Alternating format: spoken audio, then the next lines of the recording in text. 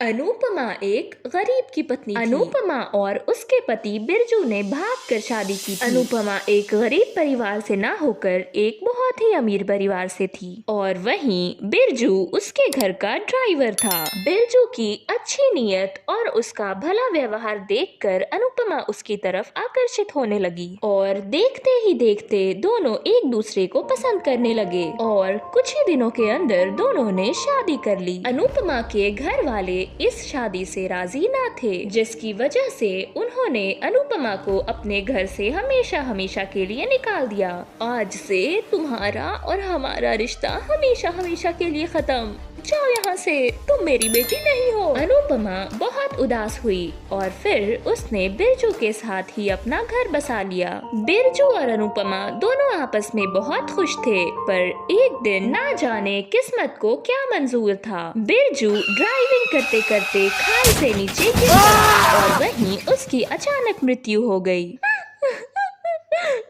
छोड़कर चले गए मुझे बिरजू, मैं तो इस घर में तुम्हारे भरोसे आई थी, मैं अब यहाँ अकेले कैसे जीऊंगी। बिरजू को गए हुए 2 से 3 दिन हो गए थे और बिरजू के जाने के साथ घर का राशन पानी भी चला गया था। अनुपमा का भाई रवि एक दिन अनुपमा के घर आया। अरे बहना, ये तुमने क्या हालत बना के रखी है अपनी? देखो, मैं जानता हूँ जो कुछ तुमने किया वो गलत था, तुम्हें मम्मी पापा की मर्जी से शादी करनी चाहिए थी, पर अब होने को कौन टाल सकता है भला। देखो अनुपमा, मैं तुम्हें यहाँ से ले जाने आया हूँ, तुम आखिर हो तो मेरी बहन ही ना, चलो तुम मेरे घर में रहना। रवि अनुपमा को अपने घर ले आया। रवि की पत्नी सोनाक्षी व्यवहार से बहुत ही चंचल थी, उसके मुंह में जो आता वह भट से बोल दिया करती। ओफो, ले आए अपनी बहन को? अच्छा ठीक है, अब जो भी है, जब ले ही आए हो तो मिलकर काम करेगी मेरे साथ किचन में, मुफ्त की रोटियां तो नहीं तोड़ने दूंगी ना। अरे भाभी, आप चिंता क्यों करती हो, मैं घर के सारे काम कर दिया करूंगी। इसी तरह एक दिन अनुपमा रसोई में खाना बना रही थी कि तभी उसका भाई रवि वहां आता है। अनुपमा, देखो, तुम यहाँ कई दिनों से हो और अब मुझे नहीं लगता कि मैं तुम्हें यहाँ रख पाऊंगा।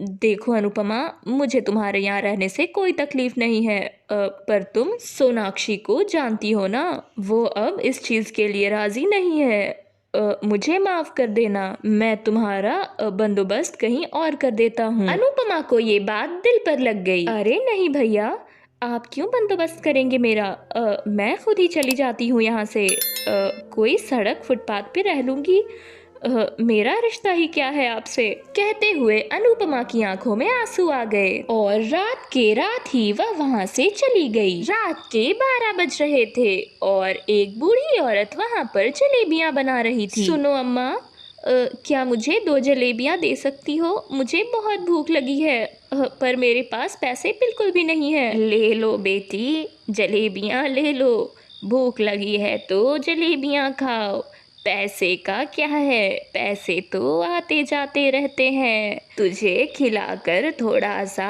पुण्य कमा लूंगी। जलेबियां खाते खाते अनुपमा उस बूढ़ी औरत को अपनी सारी कहानी सुनाती है। बेटी, बहुत अफसोस हुआ मुझे ये सब सुन के, अब क्या करोगी अम्मा, जो होना था वो तो हो गया।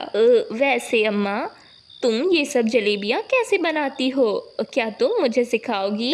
हाँ बेटी, क्यों नहीं, वैसे भी अब मैं बूढ़ी हो गई हूँ, मैं तुम्हें जलेबियाँ बनाना सिखाऊंगी तो मुझे थोड़ा आराम भी हो जाएगा।